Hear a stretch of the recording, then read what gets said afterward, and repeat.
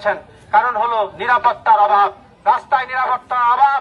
এই জন্য আমরা প্রশাসনের দৃষ্টি আকর্ষণ করছি, আপনারা শক্ত পদক্ষেপের মাধ্যমে আজকে এর প্রতিকারের ব্যবস্থা করুন। আমরা যদি আমাদের দাবি আমরা নিজ হাতে আদায় করতে হয় তাহলে পরিস্থিতি খুবই ভয়াবহ হবে। আমরা প্রশাসনকে এখনো বলতে চাই, খুব দ্রুত সময়ের মধ্যে আমাদের হুজুরের খুনিদেরকে আমাদের সামনে নিয়ে আসেন, জনসম্মুখে সর্বোচ্চ শাস্তি ফাঁসির দাবি করছি। যদি আপনারা এই দাবিগুলো পূরণ করতে ব্যর্থ হন, আমরা ছাত্র সমাজ এমন আন্দোলন করে তুলব, এই বড় জেলার প্রশাসনের টনক নাড়িয়ে দেবে ইনশাআল্লাহ।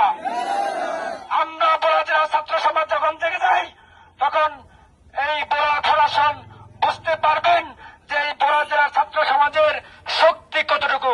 তাই আমরা বলতে চাই যে আগামী কিছুদিনের মধ্যেই আপনারা খুনিদেরকে শনাক্ত করে তাদেরকে আইনি প্রক্রিয়ার মাধ্যমে যথাযথ শাস্তি ব্যবস্থা করবেন। গত শনিবার দিবাগত রাত্র 9 ঘটিকার সময় বোলা জেলার প্রখ্যাত আলেমে দ্বীন আমাদের উস্তাদ মুহাদ্দিস আমিনুল হক নোমানী হুজুরকে কি নৃশংসভাবে হত্যা করা হয়েছে। আমরা দেখেছি বিগত সময়ে বোলা জেলায় যে হত্যাকাণ্ড হয়েছে, এর সঠিক ফাইন্ড আউট করে সন্ত্রাসীদের চিহ্নিত করা হয় না। তারই ধারাবাহিকতায় এই সন্ত্রাসীরা দিন দিন উৎফুল্ল হয়ে তারা হত্যা করার জন্য মেতে উঠেছে। আজকে বলা আলিয়ার ছাত্র সমাজ এই প্রতিবাদের মাধ্যমে তারা গাম জড়িয়েছে।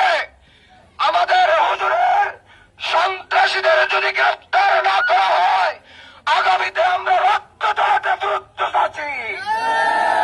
এই বোলা জেলার চারপাশে দ্বীপ, আমরা কোন সময় থাকি নীরব, আমার সাগরের উত্তাল ঢেউর মতন আমরা গর্জে উঠতে জানি।